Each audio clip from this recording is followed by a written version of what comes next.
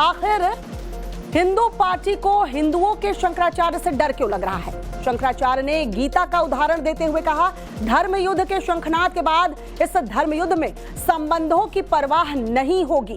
अविमुक्तेश्वरानंद यहीं पर नहीं रुके, उन्होंने और कहा, सीधे योगी पर अटैक करते हुए कहा, संत मठ से नहीं आचरण से बनते हैं। संत धर्म की शपथ लेता है, उसके बाद धर्मनिरपेक्ष की शपथ क्यों ली? डायरेक्ट अटैक मुख्यमंत्री योगी आदित्यनाथ पर, वो भी लखनऊ पहुंचने से पहले। एक हिंदू पार्टी के लिए क्या डर है कि हिंदू शंकराचार्य, हिंदुओं का गुरु आएगा, वो उनके खिलाफ क्या बोल देगा? हम क्या बोल सकते हैं? आप बताइए। हम जो बोलेंगे हिंदू के पक्ष में ही तो बोलेंगे। अगर ये पार्टी सचमुच की हिंदू पार्टी है तो इसको क्या डर है? इसी से पता चलता है कि असली हिंदू पार्टी नहीं है, नकली है। क्योंकि इसको डर है कि असली वाले हिंदू ने अगर कुछ बोल दिया तो हमारा जो माहौल हमने बनाया है वो बिगड़ जाएगा। अगर ये सचमुच के हिंदू होते और सचमुच के हिंदू जैसा काम कर रहे होते तो हम कहां से इनका विरोध कर सकते थे और इनको किस बात का डर हो सकता था? परसों हम लोग दोपहर में वहां इकट्ठा होंगे और 2:15 बजे हमारा विजय मुहूर्त है। उसी मुहूर्त में हम गौमय गणेश की पूजा करेंगे और फिर गौ प्रतिष्ठा ध्वज की स्थापना करेंगे और उसी के नीचे खड़े होकर के धर्म युद्ध जो गौ माता की रक्षा के लिए लड़ा जाने वाला है उसका शंखनाद करेंगे। शंखनाद करते ही युद्ध आरंभ हो जाएगा। तो युद्ध आरंभ होने का मतलब है कि अब आप लड़ सकते हैं, लड़ाई में कोई बाधा नहीं है। तो हमारी तरफ से भी और उनकी तरफ से भी, तो दोनों की तरफ से बागबान प्रहार की। धर्म युद्ध वो होता है जिसमें हम संबंधों की परवाह किए बिना सत्य के लिए, धर्म के लिए खड़े हो जाते हैं। तो अब संबंधों की परवाह नहीं है कि ये हमारे गिरबाधारी हैं, ये हमारे अमुख हैं। अब तो प्रहार करना है धर्म के पक्ष में। तो इसलिए खुल करके अपनी बात कही जाएगी। शंकराचार्य अविमुक्तेश्वरानंद यहीं पर नहीं रुके। जिस कालनेमी को लेकर योगी आदित्यनाथ ने उन पर हमला किया था, उसी को लेकर पलटवार शंकराचार्य ने भी किया है। शंकराचार्य ने कहा है कि अब लड़ाई, असली लड़ाई कालनेमी को पहचानने की, यानी असली कालनेमी कौन है ये पहचानना होगा। पहले आपको सुनाते हैं योगी आदित्यनाथ पर अविमुक्तेश्वरानंद ने क्या कुछ कहा, फिर इसी मुद्दे पर बात होगी कि आखिर क्या शंकराचार्य धर्म के नाम पर राजनीति कर रहे हैं और क्या जानबूझकर बीजेपी को बदनाम करने की किसी तरह की साजिश की जा रही है। काई लग जाती है तो सोडा कास्टिक डाल के हम लोग सफाई कर ही देते हैं। तो ये तो हमारी स्वच्छता के लिए हम कर रहे हैं कि इसमें जो नक्काल आ गए हैं, ढोंगी आ गए हैं, पाखंडी आ गए हैं, कालनेमी आ गए हैं, उनको इस युद्ध के माध्यम से निकाल के समाज से बाहर फेंका जाएगा और समाज को शुद्ध किया जाएगा। वो हमको कालनेमी कह रहे हैं, हम उनको कालनेमी कह रहे हैं। यही तो युद्ध है ना। अब सवाल ये है कि जब ये धर्म युद्ध शुरू होगा तो इसमें प्रमाण देखे जाएंगे कि भाई ये भी कह रहे हैं कालनेमी, ये भी कह रहे हैं इनको कालनेमी। असल में कालनेमी कौन है और नकली कालनेमी कौन है? तो दोनों की तरफ से प्रमाण आएंगे। जो असली कालनेमी होगा वो भी सामने आ जाएगा। कि केवल वेशभूषा धारण कर लेने से और किसी मठ का महंतई पद धारण कर लेने से संत कोई हो जाए, ऐसा हम लोग नहीं मानते। हमारे यहाँ तो संत जो है वो आचरण से होता है। सदाचारी होना पहली शर्त है। तो सदाचरण कहाँ दिखाई दे रहा है? देखिए, संत जो है वो न्यायप्रिय होता है। अब ये बुलडोजर लेके घूम रहे हैं कि चढ़ा देंगे बुलडोजर। शपथ ले लेने के बाद कोई धर्मनिरपेक्षता की शपथ लेने के लिए जाए, कोई बहुत बड़ा उद्देश्य हो, थोड़ी देर के लिए जा करके वो करके आ जाए, तब भी समझ में आता है कि भाई आपातकाल में इन्होंने थोड़ी देर के लिए स्वीकार कर लिया। लेकिन पूर्णकालिक रूप से वही काम करने लगे, धर्म की शपथ छोड़ करके धर्मनिरपेक्षता की शपथ। किसी ने कभी शंकराचार्य को नहीं रोका स्नान करने से, उनको रोक दे। अपनी पुलिस से बटुकों की चोटी खिंचवाए। ये सब जो काम है, कहाँ संतों के काम दिखाई दे रहा है। इसलिए संत कह पाना अब कठिन है उनके लिए हमारे द्वारा। तो अब सीधे आदित्यनाथ ही। हाँ, अब सीधे आदित्यनाथ भी तो कैसे कह दें। अब तो अजय बिष्ट ही ठीक है। यहाँ लखनऊ में क्या हो रहा है? यहाँ लखनऊ का जो खिलाड़ी है वो पूरी टीम के बारे में नहीं सोच रहा है कि पार्टी का क्या होगा। वो केवल अपनी सोच रहा है। अपनी मूछे मेरी मूछे ना झुक जाए, इसके चक्कर में पूरी पार्टी को डुबा रहा है। टीम भावना जहां रही वहां विजय श्री मिल गई। यहाँ टीम भावना नहीं है, देखना हार होगी, तगड़ी हार होगी। तो ये धर्म युद्ध की लड़ाई है या विशुद्ध राजनीति है, इस पर बातचीत करने के लिए हमारे साथ तमाम गेस्ट जुड़ रहे हैं। उनको इंट्रोड्यूस कराती हूँ। प्रोफेसर महेश वर्मा बीजेपी के नेता इस वक्त हमारे साथ जुड़ चुके हैं। पंडित संजीव अग्निहोत्री धर्मगुरु हैं, हमारे साथ जुड़ चुके हैं। अजय गौतम भी धर्मगुरु हैं, हमारे साथ इस वक्त मौजूद हैं। अशोक यादव सपा के प्रवक्ता हमारे साथ जुड़ चुके हैं। आप सभी का बहुत बहुत स्वागत है। सबसे पहले तो प्रोफेसर महेश वर्मा, आपके पास आते हुए सीधे तौर पर आरोप लगाया है हिंदुओं की पार्टी हिंदुत्व की बात करते हैं और इन्हें क्यों शंकराचार्य से ही डर लगता है। आप लोग राजनीति कर रहे हैं और डायरेक्ट अटैक योगी आदित्यनाथ के ऊपर भी है। ये सब कुछ षड्यंत्र बताया जा रहा है, योगी आदित्यनाथ के ऊपर अटैक किया जा रहा है, कैसे देखते हैं? देखिए, उन्होंने जो यात्रा शुरू करी उसका नाम उन्होंने दिया गौ प्रतिष्ठा धर्म युद्ध यात्रा। अब सवाल यह है कि आपने गौ हत्या को लेकर या गौवंश की रक्षा के निमित्त जो है इस यात्रा को शुरू किया, और पहले भी वो यही कहते रहे। और याद करिए कि जब सपा के लोगों ने सपा सरकार में जब मार मार के उनको लिटा दिया गया था, तब भी उनका यही संकल्प था, या कह लीजिए उनका जो प्रकल्प था वो ये था कि भाई गौ हत्या गौवंश की रक्षा होनी चाहिए। अब ऐसे में जो भारतीय जनता पार्टी का आधार स्तंभ अभियान है जो गौ हत्या से या गौवंश से जुड़ा हुआ है, वो ऑलरेडी उत्तर प्रदेश में लागू है। उत्तर प्रदेश में जो है गौवंश संरक्षण अधिनियम जो है ऑलरेडी लागू किया गया है, उसके लिए कानून बना हुआ है। कोई भी व्यक्ति अगर किसी प्रकार से गौ हत्या में पकड़ा जाता है, 10 साल की सजा है, 5 लाख रुपए की जुर्माना है। दोबारा अगर करता है तो डबल उसके खिलाफ जो है सजा का प्रावधान है। इसी प्रकार से गौ रक्षा को लेकर तमाम तरह की जो है वहां पे नंदनी योजना चल रहा है, नंद बाबा योजना चल रहा है। अभी सरकार ने बजट में जो है लगभग 5000 करोड़ का जो है प्रस्ताव किया है, और 5000 करोड़ पिछले साल भी था। तो सवाल है कि जहां गौवंश और गौ हत्या को लेकर या किसी भी प्रकार से गायों के लेकर जो एक क्रूरता दिखाई जाती है, या कह लीजिए जिस तरह के विचार प्रकट किए जाते हैं, याद करिए सपा प्रमुख ने क्या कहा कि अगर हमारी सरकार आएगी तो सांड राज और बुलडोजर राज, बुलडोजर और सांड का कंपेयर करते हुए कहा कि सांड को खत्म कर देंगे। तो पहले तो लानत मलानत ऐसे लोगों के ऊपर भेजना चाहिए इनको। दूसरी बात कि याद करिए कि अखिलेश यादव क्या कहते रहे कि भाई गौशाला से जो है गोबर का दुर्गंध आता है और हमारे जो इत्र के व्यापारी हैं वो सुगंध फैलाते हैं।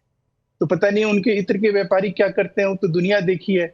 जब रेट पड़ा, नकदी करोड़ों करोड़ अरबों खरबों मिले, तो उस तरह की सुगंध अगर वो फैलाने की बात करते हैं और उसका समर्थन जो है आज करते हुए कहीं ये लोग दिखाई देते हैं, तो इससे जाहिर होता है कि देखिए ये जो है जो केस होने के बाद का जो एक दबाव है, उस दबाव के तहत अगर इस यात्रा को कहीं यानी महेश वर्मा जी, अगर एक लाइन में समझूं तो आप ये कह रहे हैं कि ये यात्रा जिस वजह से निकाली गई है उसको लेकर तमाम तरह के कानून हैं, उसका पालन किया जा रहा है। ये विशुद्ध राजनीति है, सिर्फ गौ माता का सहारा लिया जा रहा है और उसको लेकर यात्रा निकाली जा रही है, लेकिन इसके पीछे की मंशा कुछ और है। अशोक यादव का रुख कर लेती हूँ क्योंकि सपा पर भी आपने गंभीर आरोप लगाया है। अशोक यादव जी, इस यात्रा को आप कैसे देखते हैं? आपके सपा के ऊपर गंभीर आरोप महेश जी लगा रहे हैं। देखिए महेश जी क्या बोलेंगे, तो पूरा उत्तर प्रदेश की जनता देख रही। तमाम कानूनों का इन्होंने हवाला दिया, लेकिन उत्तर प्रदेश में सिर्फ कानून किसका चल रहा है? बुलडोजर का कानून चल रहा है, जातिवाद का कानून चल रहा है, तानाशाही का कानून चल रहा है, अहंकार का कानून चल रहा है। आज सरकार के मुखिया का अहंकार इस कदर है कि अगर उनके सरकार का लोकतांत्रिक तरीके से कोई असहमति व्यक्त करता है, जो कि उसका कॉन्स्टिट्यूशनल राइट है, डिसेंशन इज अवर कॉन्स्टिट्यूशनल राइट, संविधान सम्मत हम असहमति का सुर व्यक्त कर सकते हैं किसी भी लोकतांत्रिक सरकार में। लेकिन अगर वो असहमति का सुर चाहे संत व्यक्त करे या राजनीतिक दल का कोई व्यक्ति व्यक्त करे, उसके ऊपर इस तरह का कार्रवाई होना सुनिश्चित है। ये तो पूरा दुनिया देख रही है। मतलब आप ये मान रहे हो कि जो उनके ऊपर कार्रवाई हुई है, जिस तरह के उनके ऊपर आरोप लगे हैं, जिसके बाद FIR दर्ज हुई है, उसके बाद अविमुक्तेश्वरानंद जी, स्वामी अविमुक्तेश्वरानंद ये कर रहे हैं, ये आप मान रहे हैं अशोक यादव? नहीं, देखिए अविमुक्तेश्वरानंद जी तो इन्होंने तमाम गो हत्या का कानूनों का हवाला दिया महेश जी ने, लेकिन ये गो हत्या के कानून क्या प्रभावशाली हैं उत्तर प्रदेश में? आप बताइए। क्या गौशालाओं की स्थिति आप देखिए, तमाम कई जगह पर गायों के कंकाल पाए गए बल्क मात्रा में। कहां से मिल रहे हैं कंकाल? और इन्होंने सांडों की बात किया। आप देखिए श्वेता जी, पूरे विश्व में कहीं BTS सिस्टम, FIR दर्ज करा दीजिए मतलब ट्रैफिक सिस्टम, बुल ट्रैफिक सिस्टम उत्तर प्रदेश में इस सरकार ने लागू कर दिया। ये सदियों पुराना कौन सा सिस्टम भैया महेश जी? ये पूरी अरे ट्रैफिक तो अभिमुक्तेश्वरानंद जी का तो यही मांग है ना, व्यवस्था को आप काटने को यही मांग है उनकी कि भाई कानून बने, सख्त कानून बने। आप ट्रैफिक पुलिस की भर्ती बंद कर दो, सांडों को लगा दो कि सांड अब हमारी ट्रैफिक व्यवस्था संभालेंगे। हमारे राष्ट्रीय अध्यक्ष जी तमाम अशोक यादव जी, आप पक्ष में हैं कि विपक्ष में हैं? सपोर्ट कर रहे हैं इस यात्रा को या इसके अगेंस्ट में हैं? क्लियर कीजिए ना पहले। हम लोग देखिए श्वेता जी, हम लोग हमेशा ऐसी इस तरह की बातों के समर्थन में रहते हैं। जो स्वामी अभिमुक्तेश्वरानंद जी ने गोबर से दुर्गंध आती है या नहीं जी? गोबर से दुर्गंध आती है या नहीं? ये स्टेटमेंट मेरा नहीं है। आपको पूछना चाहिए कि जो तमाम स्लाटर हाउस चल रहे हैं भाजपाइयों के संरक्षण में, वो उनसे इनको क्या मिलता है? सुगंध मिलता है कि दुर्गंध मिलता है? स्लाटर हाउस के बारे में बता दें, फिर हम जो है बाकी सुगंध दुर्गंध की चर्चा हम करेंगे। इनके संरक्षण में जो स्लाटर हाउस चल रहे हैं उसका क्या करेंगे? वो किस कानून के दायरे में आते हैं स्लाटर हाउस? और इनके संगीत सोम जैसे लोग उसके डायरेक्टर रहे हैं। तो आप तो पहले बताइए, नंद किशोर गुर्जर ने कहा 50,000 गायें पर डे कट रही हैं। ये हमारे विधायक नहीं थे, ये इनके विधायक थे। और तमाम हमको सबको पता है कि गायों की स्थिति क्या है। और स्वामी अभिमुक्तेश्वरानंद जो कि एक सनातन के सर्वोच्च शिखर पर बैठे हुए संत हैं, वो संत को भी ये सरकार के अहंकार का शिकार होना पड़ा। उनके बटकों को मारा गया, पीटा गया, उनके ऊपर तमाम घूम फिर कर अशोक यादव जी, जो मोटा मोटी मुझे समझ में आ रहा है, आप यही कह रहे हैं कि उनके बटकों को मारा गया, जो कुछ हुआ उस दौरान और उसके बाद जिस तरह के आरोप अभिमुक्तेश्वरानंद के ऊपर लगे हैं, उसके बाद ये यात्रा निकाली जा रही है, तो ये कहीं ना कहीं राजनीति से प्रेरित होती नजर आ रही है कि अपने ऊपर आरोप लगे तो आप इस तरह की यात्रा लेकर चल रहे हैं। कुल मिलाकर मुझे तो आपकी यही बात समझ में आ रही है। मैं पंडित संजीव अग्निहोत्री का रुख करना चाहूंगी। संजीव अग्निहोत्री जी, क्या लगता है कि ये विशुद्ध तौर पर राजनीति हो रही है? अब एक संत को दूसरा संत कुछ इस तरीके से जवाब देगा। शंकराचार्य की लड़ाई जो है वो अब सीधे तौर पर योगी आदित्यनाथ से है। इस तरह से रावण कहना, कालनेमी कहना, पता नहीं अब आने वाले दिनों में और कौन कौन से नाम उपनाम दिए जाएंगे। देखिए, इसके लिए मैं कड़े शब्दों में निंदा करता हूं। ना तो वो शंकराचार्य हैं, और अगर शंकराचार्य हैं तो बड़ा क्लियरली बोल रहा हूं, ये एक शंकराचार्य के शब्द नहीं, एक बदमाश व्यक्ति के शब्द हो सकते हैं। आई हेट दिस हर, ये बिल्कुल गलत है, ये बिल्कुल इसकी निंदा करता हूं। रही बात ये सपा के लोग क्या जो है बताओ, अभी कह रहे हैं कि सांडों को मार देंगे, ये करेंगे। अरे भाई, तुम्हारी सरकार में तुमने क्या किया? इन्हीं अभिमुक्तेश्वरानंद जी को, जिनको आप धर्म का सबसे बड़ा रूप मानते हो, चलो हम भी मानते हैं आपके साथ, पर आपने लाठियां डंडे बरसाए थे, आप भूल गए? इस तरह की बातें करते हो। राम जन्मभूमि मंदिर पर आपने गोलियां बनवाई गई, लोगों पर संत महात्मा साधु संत जो 84 जो कोस की राम जी की परिक्रमा लगा रहे थे, उन पर आपने लाठी डंडे चलवाए, आपने परिक्रमा तक रुकवा दी। आप धर्म को रोकने वाली सरकार हो, आप धर्म के विरुद्ध काम करने वाली सरकार हो। आप कब से धर्माचार्य हो गए? और धर्मम वृषभम धर्म रूपिणम, जो वृषभ होता है जिसको सांड कह रहे हो, वो धर्म का रूप होता है हमारे यहाँ शास्त्रों में। हमारे गौतम जी हमारे बड़े भाई हैं, बहुत विद्वान आदमी, संस्कृतज्ञ भी हैं, एडवोकेट भी हैं और धर्माचार्य भी हैं, बिल्कुल इनका सम्मान है। आप बताइए, आप वृषभ धर्म का रूप है कि नहीं? आपको गोबर से बदबू आती है? अरे गऊ के पीछे संसार में महाभारत जैसे कई एक बड़े बड़े युद्ध हुए हैं, बहुत सारे युद्ध हुए हैं, और गायों के ऊपर हुए, और आप गायों का विरोध करोगे, आप ब्राह्मणों का विरोध करोगे, आप धर्म का विरोध करोगे। तो भैया, चाहे कोई भी पार्टी हो, आपके चैनल के माध्यम से, द टाइम्स नाउ नव भारत के माध्यम से कहना चाहता हूं, चाहे कोई पार्टी हो, सपा हो, बसपा हो या बीजेपी हो या कांग्रेस हो, अगर गौ ब्राह्मण का विरोध करेगा तो निश्चित विनाश हो जाएगा। सवा आशु विनश्यति हमारे देश के सर्वोच्च ग्रंथ में लिखा हुआ है, यदा देवेषु वेदेषु गोषु विप्रेषु साधुषु धर्मे मयि च संयत्र सवा आशु विनश्यति। ये देश के सर्वोच्च ग्रंथ का श्लोक है, ये मेरे घर का श्लोक नहीं है। जो गौ पर आघात करता है, जो ब्राह्मणों पर आघात करता है या साधु संतों पर आघात करता है, उसका शीघ्र विनाश हो जाता है। तो बड़ा सोच समझ कर बोले और धर्म के साथ रहें, देश के साथ रहें। अजय गौतम जी, अजय गौतम जी, आप अपनी बात रखना चाह रहे थे। पंडित संजीव अग्निहोत्री का तो यही कहना है कि जो ब्राह्मणों पर हमला करेगा, जो गौ माता को नहीं मानेगा, उनके लिए इस तरह के अपशब्दों का इस्तेमाल करेगा, तो उसका तो वंश ही खत्म हो जाएगा। अजय गौतम, क्या लग रहा है इस यात्रा को लेकर? क्या ये पूरी तरह से राजनीति हो रही है? ऐसे वक्त में यात्रा निकाली जा रही है जब खुद स्वामी अभिमुक्तेश्वरानंद के ऊपर कई गंभीर आरोप भी लगे हैं, और वो पूरा जो कुछ हुआ था, किस तरह से स्नान करने जा रहे थे, बटुकों पर जो कुछ हुआ, जो नहीं होना चाहिए था, लेकिन उसके बाद क्या ऐसा नहीं लग रहा है कि अब इसी युद्ध को धर्म युद्ध बता दिया जा रहा है? आरोप प्रत्यारोप का जो देखिए सिलसिला चल रहा है वो रुकना चाहिए। श्वेता जी पहला क्वेश्चन है, यात्रा निकालने का ऐलान पहले हुआ था या आरोप पहले लगे थे? आप मुझे ये क्लैरिफाई कर दीजिए, क्योंकि मेरी जानकारी में 18 जनवरी को यात्रा निकालने का ऐलान होता है और आरोप उससे 10 दिन बाद में लगते हैं, क्योंकि यात्रा न निकले इसलिए आरोप लगाए गए। स्टेट स्पॉन्सर्ड जो है एलिगेशन। अब मैं दूसरी चीज पर आ जाता हूँ। अभी 2 दिन पहले मोहम्मद अफरोज नाम के एक व्यक्ति ने माननीय योगी जी को एक वीडियो टैग करते हुए लिखा था कि उनके जीजा एक बिरयानी की ठेली लगाते हैं और वो रात में जाके गौ हत्या करते हैं और उसी गौ हत्या का जो मांस होता है वो बिरयानी में सुबह बेचते हैं और उसके लिए उस पर कार्रवाई होनी चाहिए। मैं नहीं कह रहा, ये सार्वजनिक पटल पर पड़ा हुआ वीडियो जो ये सत्यापित करता है कि यूपी में धड़ल्ले से गौ हत्या होती है। तीसरी चीज पर मैं अब आ जाता हूँ।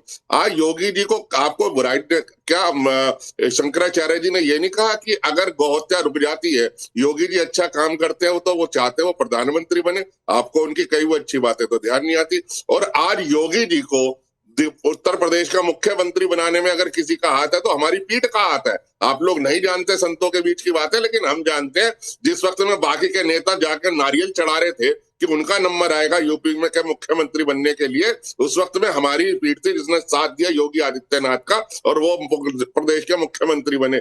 लेकिन आप इतने अहंकार में आ जाओगे, आप बटुकों की चोटियां छीनोगे, आप शंकराचार्य को यात्रा नहीं निकालने दोगे, आप उनके लिए आप शब्दों का प्रयोग करोगे। और मैं 2 बातें यहाँ प्रोफेसर महेश वर्मा जी से पूछ रहा हूँ, हाँ या ना में जवाब दे देंगे।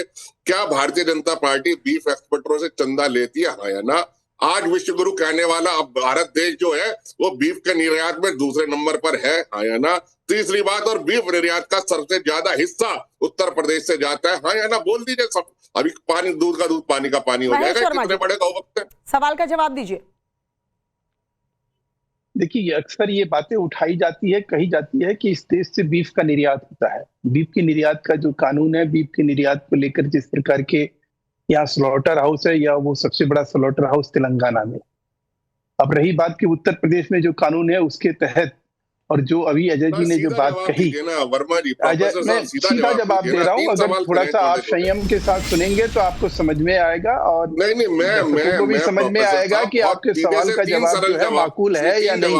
अगर आपको लग रहा है कि हम कहीं, देखिए मैंने फिर से कहा कि भारतीय जनता पार्टी, और आपके साथ कई डिबेट में मैं भी शामिल रहा जहां पे भारतीय जनता पार्टी के इस अभियान के, इस आंदोलन का आप समर्थन करते हुए नजर आए।